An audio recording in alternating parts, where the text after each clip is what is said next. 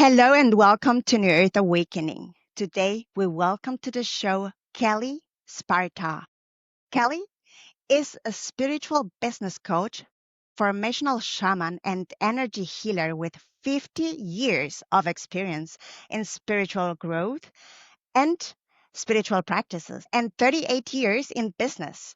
An entrepreneur since 19, she has consulted across industries, from real estate to online marketing. Kelle has performed over 3,000 energy reviews, identifying 34 key energetic blocks that impact business success.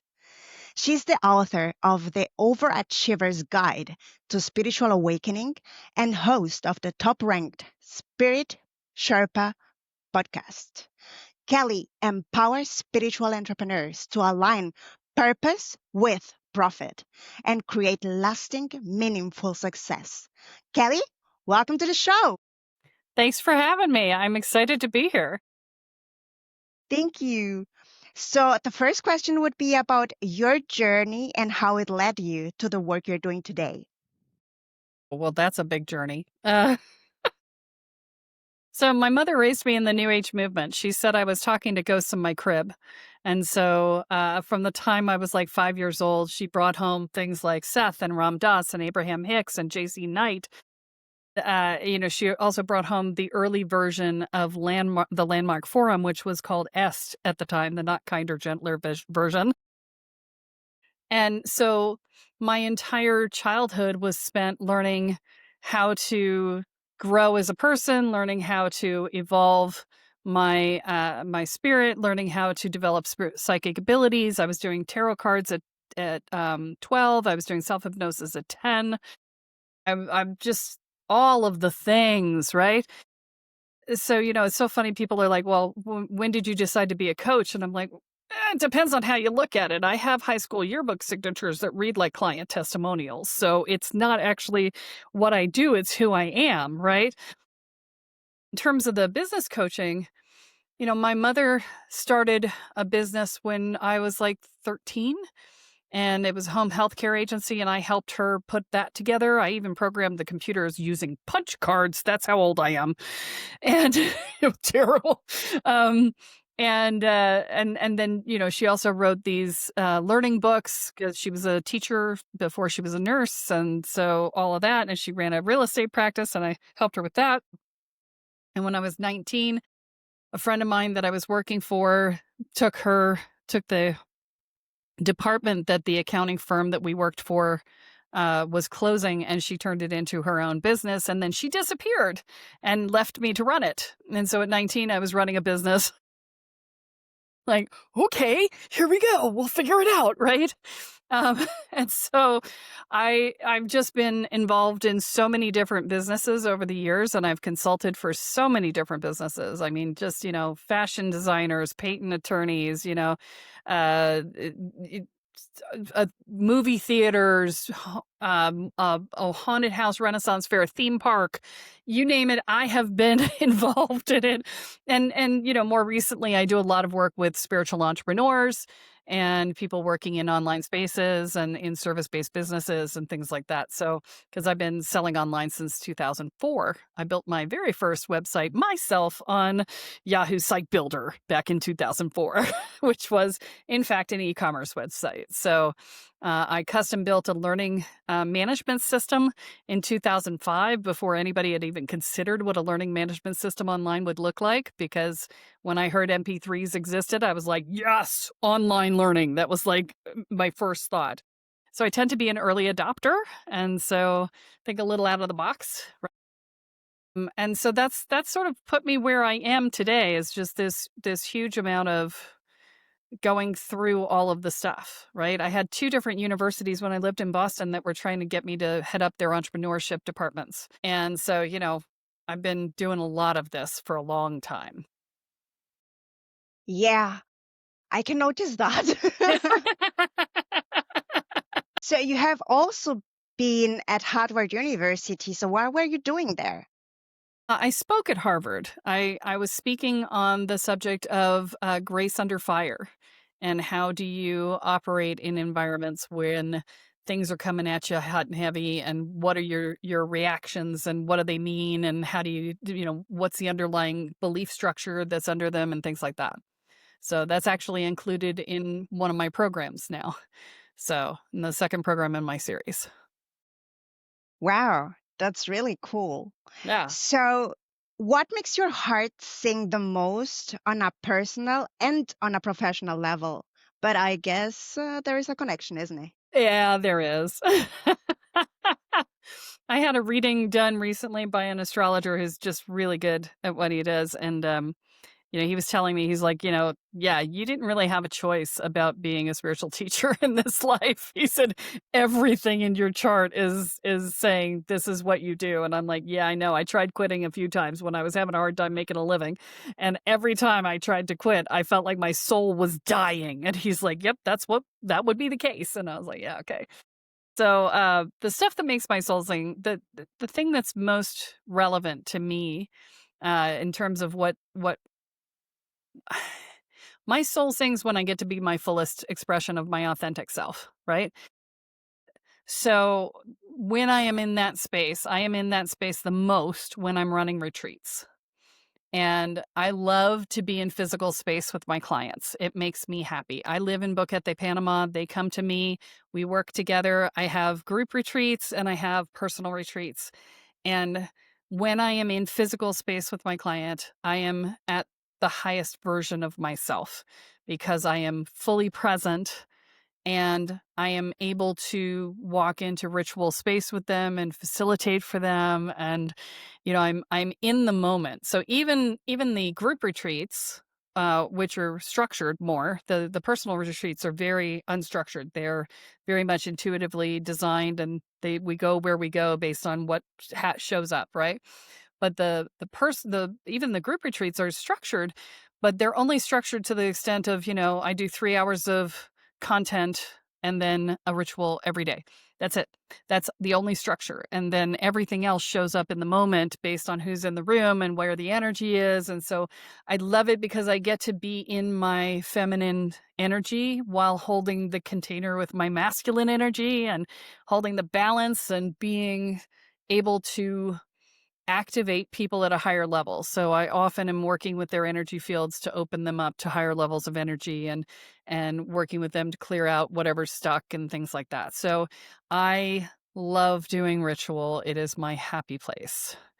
And so that's my big thing. That's what makes my heart sing.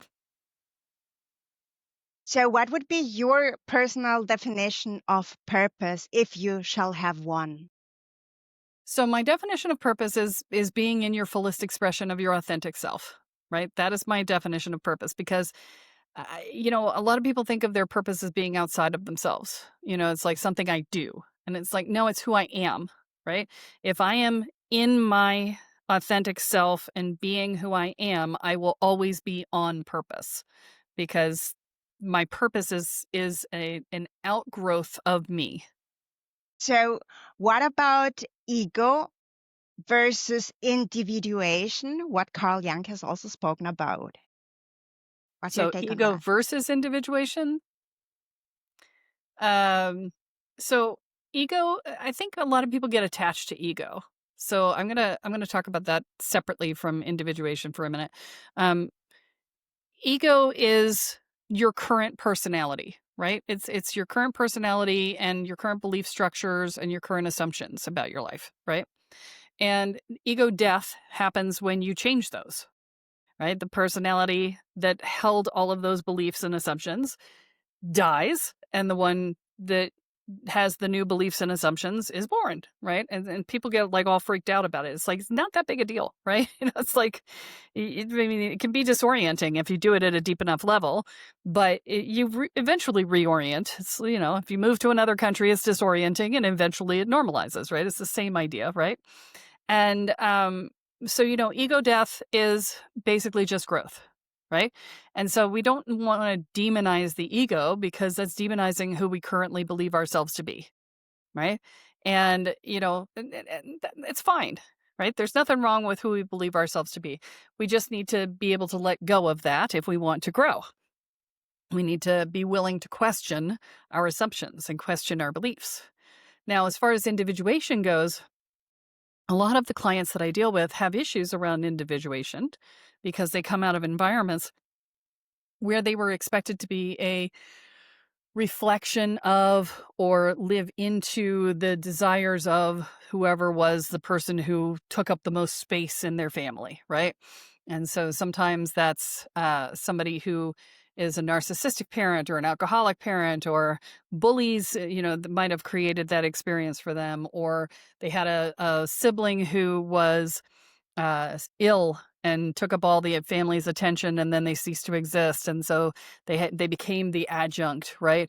So individuation is often an issue for the people that I work with because they are trying to come into their own, and because almost everybody I work with is an empath, right? They feel deeply what other people feel. And so the individuation is even more complicated by that because that is an energetic.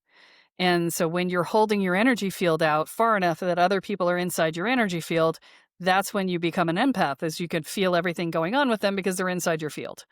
And so that becomes its own challenge for individuation as well, because you don't know where you end and other people begin and the whole nine yards. And so that's why I have the free program on my website called Boundaries for Empaths, where I give people, it's a free class on how to fix that. It will change your life. If you're an empath, go take that class. It'll change your life at kellesparta.com, right? Um, and so when you're dealing with individuation, you have to deal with it on a mental, emotional, and energetic level. You have to learn how to set boundaries. You have to learn how to enforce those boundaries because people don't like when you set boundaries when you haven't had them before and they get a little cranky, right? And all of these things, and then there's pieces around it and not wanting to rock the boat, being conflict averse, all of the things that go with it. There's a lot of pieces and parts to it, but we do all that work in my program series. Would you agree with the statement that an empath is what is usually called a highly sensitive person? Yes, and there's a reason for that. So if you've got other people inside your energy field, it's very easy to get overwhelmed. It's very easy to have too much input. Especially in crowds. Oh my gosh, in crowds, it's awful, right? You're just like, too much, right?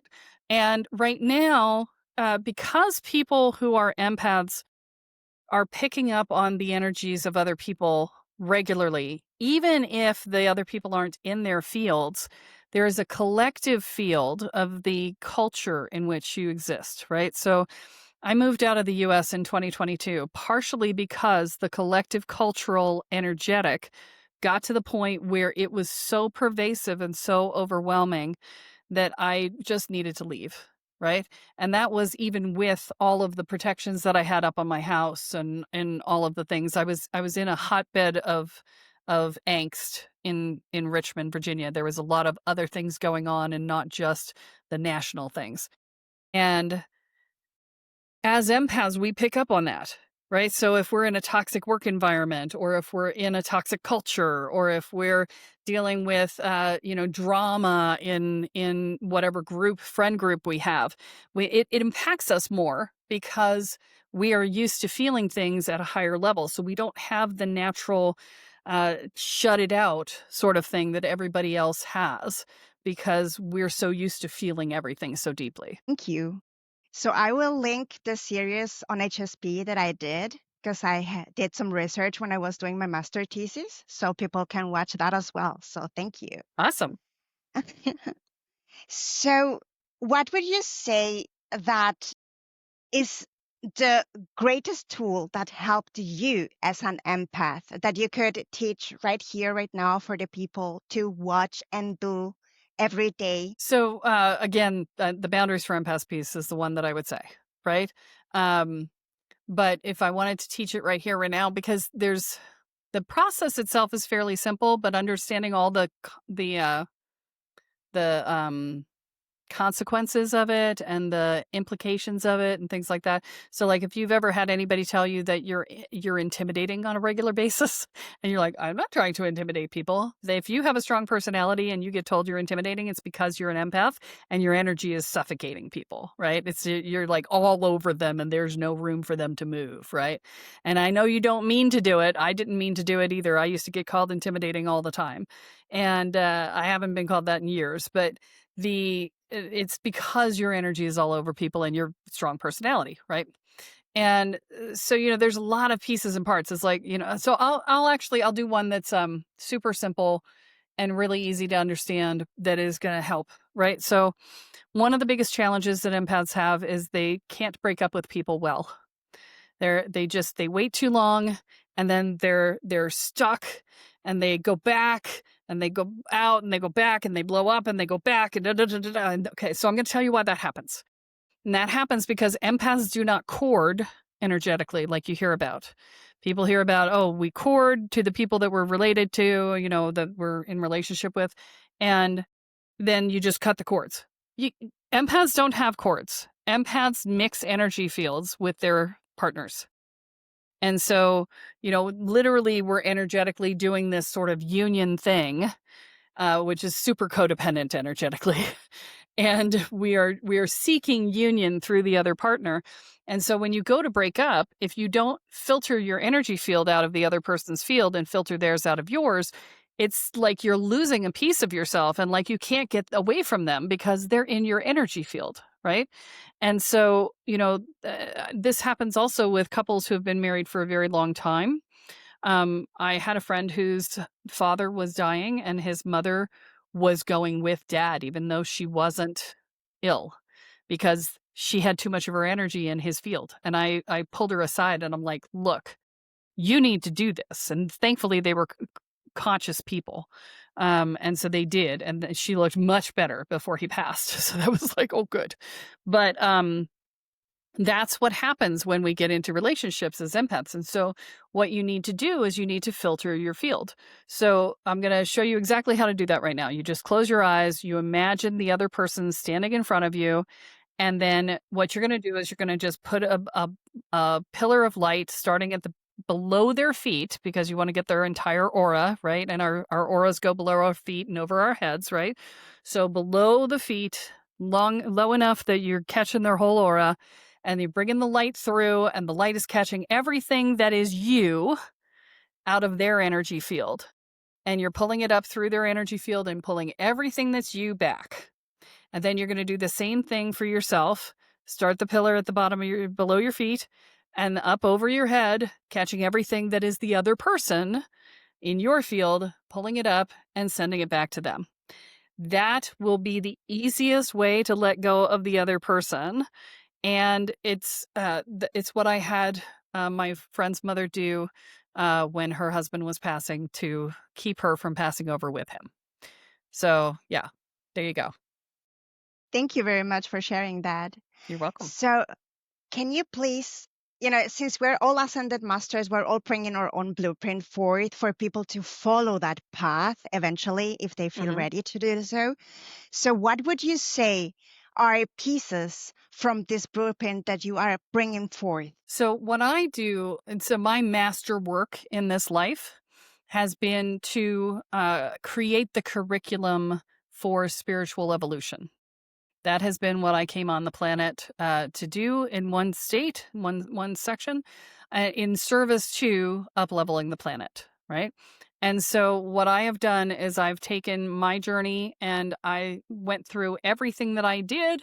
I took the things that worked, I let go of the things that didn't, and I codified it into I took 25 years worth of personal growth work and about 17 to 20 years worth of energy training, and I put them into a 2-year process. And so I am the express train for getting to a higher level of enlightenment, getting out of your anxiety, your worry, your dread, your self-doubt, your inner and outer judgments, and you're, building that foundation of self-support, courage, self-love, and being able to value yourself when you are doing nothing, which of course makes people's brains go, what? And then going into your shadow work and self inquiry and doing deeper levels of energetic training so that you can navigate and understand how the energetic world works. So I walk the whole gamut with you. It's it's a intensely uh accelerated process without being a terrifying process, right? So it's actually designed to be done in 15 minutes a day. So, That's quick. yeah. I literally designed all the coursework to be done on the toilet in the morning. Love that. I love Right. it so much. Yeah. So, since you're already talking about that, Mhm. so for me, some people see spirituality as something that you need to engage into specifically with maybe rituals, maybe something else, whatever, right? And I'm like, look, I'm a soul living a human experience right here, right now, which means that I am already spiritual all the time, which equals if I go to the loo, I'm being spiritual as well. I'm releasing something that no longer serves me. Right. What's your take on that? I agree. I am So the irony is that I tell you that my happy place is being in my place where I'm facilitating and doing ritual for others, but I actually do very little ritual for myself, right? At this stage in my journey, I used to do a lot more, but I'm kind of at the point now where the energy work I do literally takes seconds, right? I pulled back some energy from a past life that was causing issue, and it took less than a minute for me to do it. And that's because I've been doing this hardcore for 28, 29 years. And so, at a certain point, all of the trappings become unnecessary. Right? And so, people are like, "Oh, do you meditate every?" No, I don't meditate every day. Do I know how to bring myself into stillness and focus on a moment's notice? Absolutely. Can I create a sacred container without anybody ever knowing? Absolutely. I can set that up, and I don't have to go through all the hullabaloo. We call it pop up, right? It's like pop up container. So, it is. You get to the point where you are trained well enough that you don't need all of the trappings to make it happen, right? And, I've got my group coming through my psychic mastery program right now. It's psychic mastery and woo you combined. And I had this conversation with them yesterday. I said, you guys are at the stage now where the phase of the moon and the ritual elements and, all of the hullabaloo is not necessary. You have already gotten to the point where you know the energy, what it is, how it works. You know how to tap into it. You know how to utilize it. You don't need the crutches to get you through. And that's where I'm at, and that's what I teach. Yeah, and it's quantum, right? Let's not Yes. forget that, please. Yes. Well, I heard something recently that I just love. It wasn't new, but it was just a wording that made me so happy, right? So I'm going to share it. I heard it on a TikTok. I don't even remember who the creator was, or I'd give them credit, but I was doom scrolling, so who knew? And so but the idea is that we are living in the eternal moment of now, and every experience that you could have is actually already happening. And in order to have a different experience of life, all you need to do is just turn your head slightly and you're in a different experience. And I just love that metaphor because it's so true. And it's so simple. Thank you. I love that as well. And let's talk a little bit about entrepreneurial success, right? Yes. And tapping into the inner business oracle. What's that about? Well, so your inner business oracle is basically your connection to your higher self, your guides, your optimal path, your intuition, right? And the biggest challenge with business and spirituality crossing over is that in business we tend to be in our heads a lot, and spirituality doesn't exist in your head. And so, the key is you really have to step through. So there are stages of spiritual evolution, right? And so in the stages, so you start off in the discovery phase going, there's got to be more to life than this. And you go looking for answers, right? And then you go into the proof and proselytizing stage where you're like, holy crap, this stuff actually works. I must tell everyone I know and drag them out to classes with me so they don't think I'm nuts, right? And then people get stuck in that phase for usually between 2 and 5 years. She's laughing. It's true though, right? It's so true. It's That was me. yeah, that was everybody, right? And so stage 3 is, you're like, okay, now I know that other people can do this. Can I do this? And I have to prove to myself that I can do it, right? And that becomes its own challenge, and now you're battling your own self-worth and all the other pieces, right? And then from there, you're still at that stage. In stage 3, you're going into what's known as what I call a spiritual addiction, right? You've got 8 books on the bedside table, partially read, another 3 in the living room, partially read. You're watching 50 YouTube videos and following 8 different spiritual podcasts and anything you can get your hand at, taking all the little classes you can find online and in person. And you're just like immersing yourself in it, trying to find the magic pill that will make you better. And so the key is to get to stage 4 is to recognize that there is no magic pill outside of you. You are the magic pill. When you recognize that the answer isn't outside of you, the answer is inside of you, you move into stage 4. And stage 4 is retreat for reflection, right? And doing your inner work. Now, when you get to a certain point in your inner work, the universe says, okay, now it's time to let me help you. And you have to learn how to trust me to do that. And so stage 5 is learning how to trust the universe. And it is often a trust fall. It's surrender, right? And it is, for me, I had to go on walkabout. The universe is like, nope, you can't have any place to live. You have to go on walkabout. And I was like, okay, right? And so, for other people, it shows up in different ways, but it's learning how to trust the universe. And so all business owners really need to get to and through the stage 5 to do very well in business, because you have to learn how the trust in the universe and trust in yourself are reflections of one another. So you have to learn how to trust yourself. And in that, what I mean is you have to trust your ability to make good decisions. You have to trust your adaptability. You have to trust your ability to defend yourself and protect yourself and your inner child. You have to be trustworthy as a person. You have to have good integrity, and you have to keep your word, all of those things, right? And so when you learn how to do that, then the universe, you will receive from the universe the same thing in return, right? You will not be open to receive it until you have become the person who is a reflection of the universe you want to experience, right? And so that is stage 5. And when you can get through that in stage 5, as an entrepreneur, now you're not worried about your own value. You know how to claim your value. You know how to internalize that sense of value so that you don't care if somebody poo-poos you or gives you a negative review or leaves your mailing list or whatever, right? I remember back in the day, the first time I had a mailing list, every time somebody unsubscribed, my heart broke. I was sad. And now I'm like, oh, I'm not for you. Go with God. Have a good time, right? But you have to get to that point where you can step out of that need for validation from the outside world, right? And trusting the universe is the piece in business that lets you get out of your freaking head, right?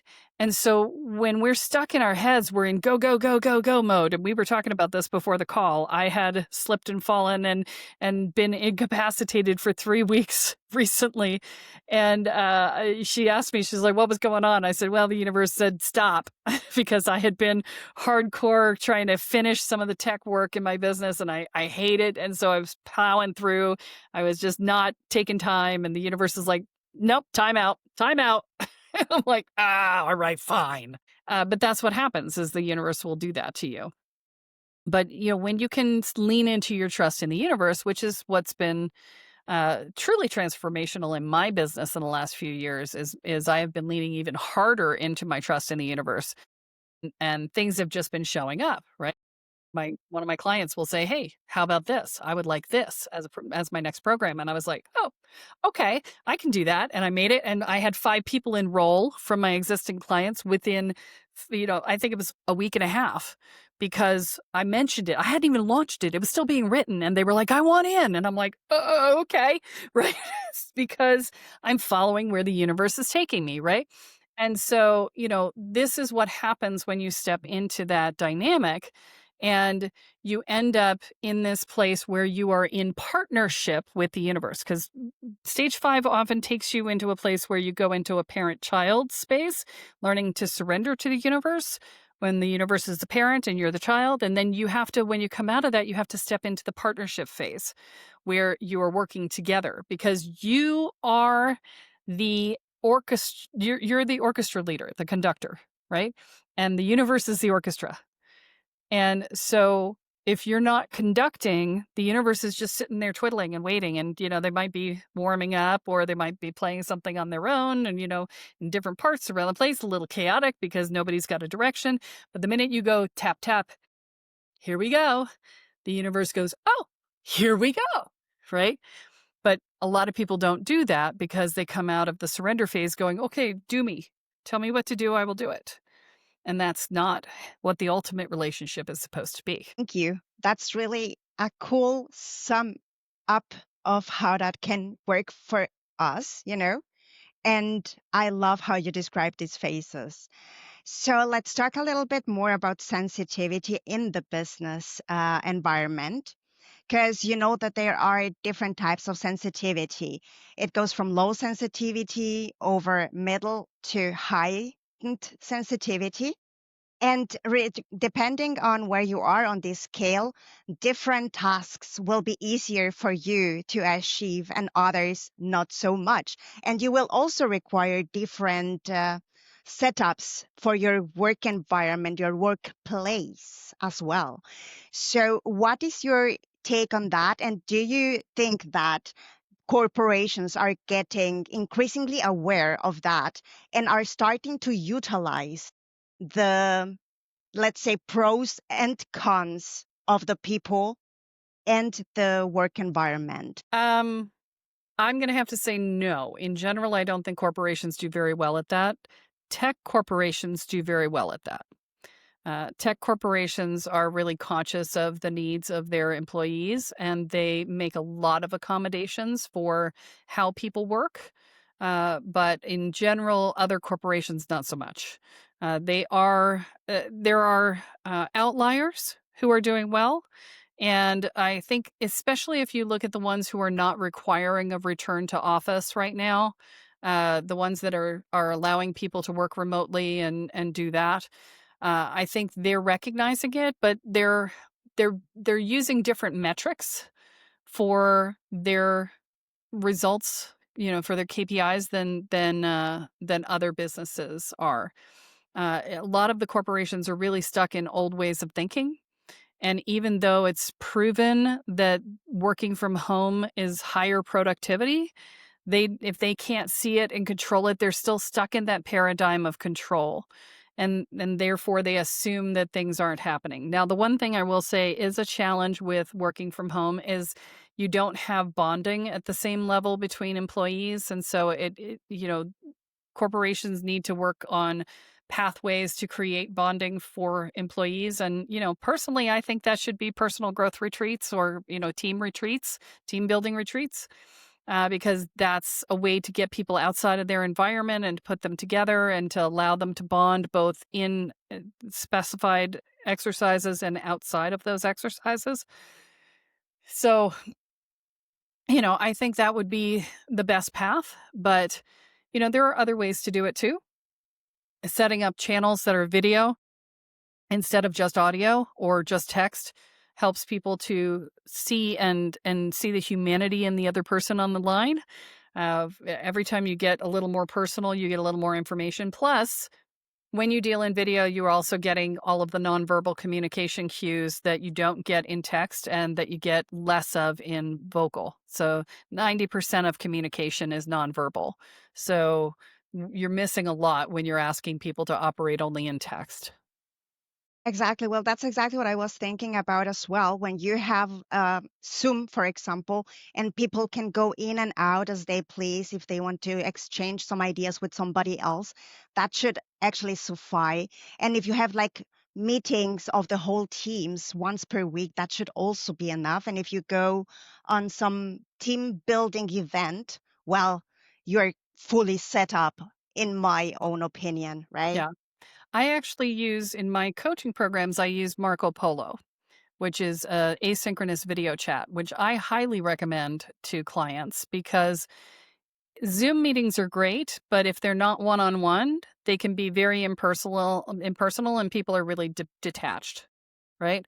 But, if you are dealing with something like Marco Polo, you can just hit a button, record a message, 2 to 5 minutes, and then the next person, when they get the message, responds back, and you're having a conversation. If you happen to be there at the same time, you just have the conversation in real time back and forth, and you're experiencing it, but you're in it, right? Because you're in it, but you're in it when it's convenient for you, and so you don't have to block out huge amounts of time. You don't have to do any of that.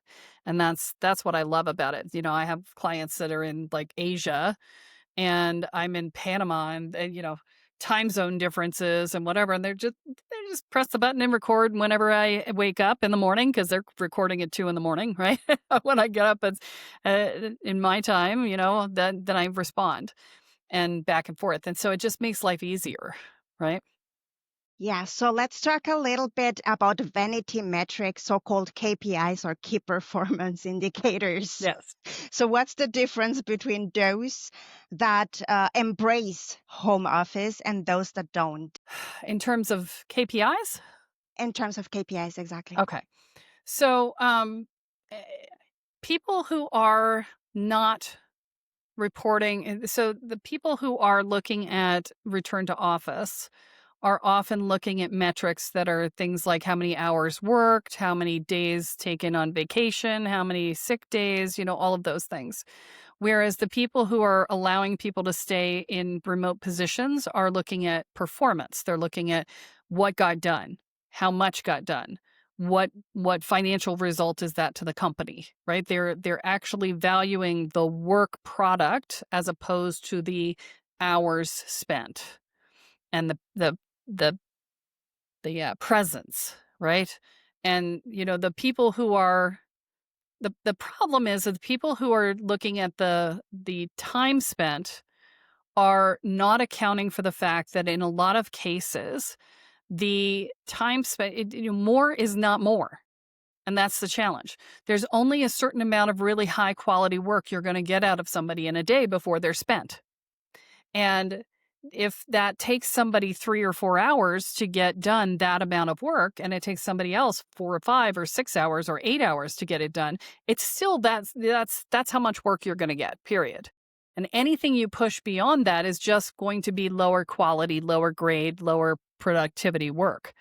And it's higher opportunity for error and higher dissatisfaction from the employees. And it's not that employees don't want to work, it's that they don't want to work themselves to the point where they have nothing left for their life. And the corporations have been so greedy about how they want to squeeze the last inch out of everything. And, I'm in the process of buying a business right now with a business partner. And the very first thing I said to him, I'm like, before we decide if we can work together, I need to let you know that I am a produce, I want happiness on the part of the clients over a little extra profit. I would much rather have highly happy clients, highly happy employees and contractors, and have less profit than the other way around, because then I don't deal with high turnover and I have to deal with new hires and training them and all of the loss of productivity and the pain in the butt that it is to do that. And I don't have to deal with clients who are angry and then having to bring in new clients and having a lower lifetime value of my client. I want super high lifetime value of a client. That is my goal at all times because that means they're really happy with me, right? And, I have clients that have been with me for as much as 8 years and because they just love it. And so That's what I shoot for. And I was like, before we get started on this, we better be aligned on this because I am not going to be okay if you take it in another direction. And he was like, oh, good, because that's exactly where I'm at too. So, you know, that's the piece. And if you look at it from a place of high morale, high happiness factor, high lifetime value, the long-term profits are higher. It is traditional corporate America has been focused on the quarterly profits because their bonuses are designed on quarterly profits. And when you put bonuses in place for people, you're going to get some very weird shadow effect stuff that is going to happen where people will actually do things that are not in the long term interests of the company in order to get their short term bonus gain. So, yeah, I can go on forever on this. I'm going to stop now because it's a pet peeve of mine. I love it. I love it. And I love that you said more is not more. Because let's be honest, in Scandinavia, they also offer like 6 hours per day work. And they did it based on studies that had been Right. done that showed that people staying 8 hours there would at least not do anything for 2 hours because it was just too much. And they also needed a little bit of time to just breathe through and also go to the toilet. And you know what I mean? So, Yeah, eat lunch, take a break. Yeah. Commutes too. I mean, if you're commuting, that's another hour or two in commute time. And that's unpaid. So, yeah, all the exactly. things. Yeah. So let's see if we can go there. But let's see, like to me, this concept of the corporations, the way they are built right now, it's more of a, let's say, reptilian kind of construct. You know what I mean? No. Like, Are you talking it's reptilian designed, aliens? yeah, kind of. Okay. All right. So, So, yeah, like, there's an energetic to that. Yes. exactly, and the energetic of Yeah. that is based more in fear and being Control. greedy, more control, exactly, all of that. Yeah. So, how do you elevate business into 5D? You already said something, but I want a fuller picture. Yeah. So, the first thing I'm going to say is you can't do it unless the top is involved. There's no way to elevate an organization unless it comes from the top down. Because when you try and empower the lower levels of a large corporation, what you get are employees who are empowered and they are empowered to quit. And that's what they'll do because they'll recognize the toxic environment they're in and they'll jump ship, right? So it has to come from the top down. There has to be full buy in. If there isn't full buy in, you have to be willing to let go of the people who are not willing to make the change because they will sabotage the process. Um, and because that's just human nature, right? If we're not invested in the change, we will be the barrier to the change, right? And so that's just nature of everything. So it has to be from the top down and it has to have everybody involved. And so the key is to change the way you're experiencing your business and the way that you are setting your expectations and the way that you are holding the energy of the business and holding the energy of yourself. We start from this very lack-based perspective. A lot of it depends on what level the business is at because if you're in the early stages of business where it's like 10 people, right? The owner of the business is still holding the energy of the business, oftentimes inside their own energy field.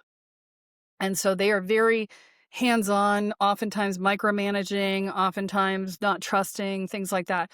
As you get higher up and larger corporations, now that happens within departments, but it doesn't happen at the larger scale. The larger scale is that now the departments become dysfunctional family members, right? And so you'll have like siblings arguing with each other trying to get their piece of the pie thing.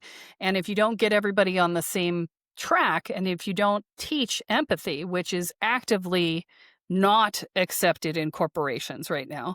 But if you want groups to work together, you have to teach empathy. And Simon Sinek is sort of the bellwether for that in in corporate world right now. I love his stuff. And but you have to teach empathy because you can't get people to work together when they have differing goals that may be conflicting unless they have empathy for one another and unless they can see that they're all going in the same direction, right? And so there's a lot of pieces and parts there, and there are ways that you can build in energetics to this. My one of the people who works in my company with me is certified in structural constellation work. And that works extraordinarily well in corporate environments because then you can do constellations around what are the dysfunctions, what are the issues, what are the things that are going on, how do we address them, what happens if we move this here and move that there. You can test in the energetic field what is going to work and what isn't, right? And so it's all doable. So let's speak about projections if we're already there. So, how can people deal with that? How do they deal with the transition? Yeah, with the transition from projecting whatever their fears are upon their employees to trust, kind of. Yeah. So part of that is inner work, right? Because you've got to get yourself out of this sense of lack and the need for control and all of the pieces, right? So part of it's inner work. And then part of it is there's a line in the sand that has to be drawn. Okay. And when you're changing a culture, you have to, there's no like doing it by stages, right? Because the stages are never going to be the outcome that you want. And when you do a small stage at a time, people are going to be like, well, that didn't work. Why should we do anything else? Right. You have to go from one to the other very quickly because you got to remember not everybody's going to be on board. Right. And the lower echelon doesn't have to be on board. The upper echelon does. Right. But they just have to be, the lower echelon just has to be willing to do what they're supposed to do. Right. And when you don't make the change all at once, when you don't draw the line in the sand and change the culture like that, then you are going to you're going to encounter more resistance in the long run. It's better to have a lot of pain in a short period of time than a little bit of pain over a long period of time because people get tired and they get cranky. And, they'll get tired and cranky in the shorter round, but it's a shorter period. And so they'll suck it up and move through it, right? But the challenge becomes that you need to have that outcome. And if you have tried to do this in your organization in the past and not done it, because a lot of organizations give a lot of language to, oh, we're going to change, and then they don't. Right? They have consultants come in, the consultants do all of this work, they write all these reports, and then the report gets filed on a shelf and nothing happens. And if you've done that a lot in your business, your people are going to say, I don't believe you, right? Because your integrity level is low. And so, you have to be willing to follow through. Don't bother to start doing this or even talk about it unless you're willing to follow through because you lose integrity and credibility with your people. Would you like to channel Mother Earth Sure. for us, Let me see what please? she has to say. Hold on.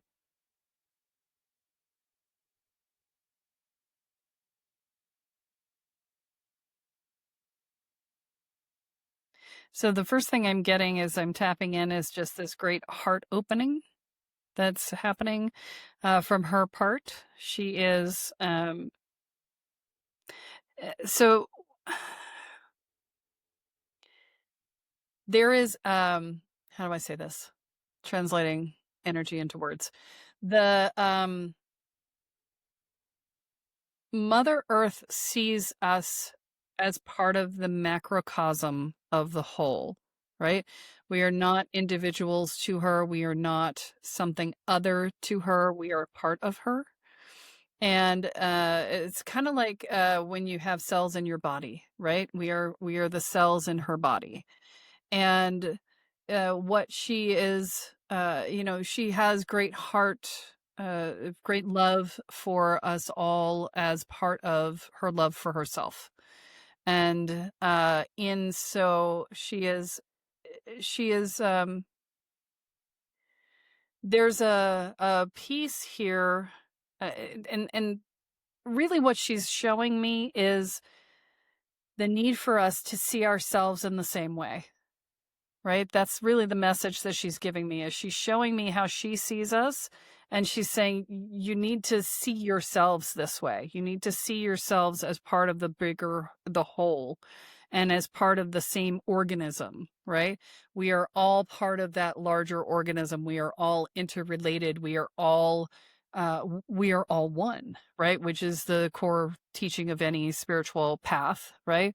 And the in doing so, we cease to be competitive and we become collaborative.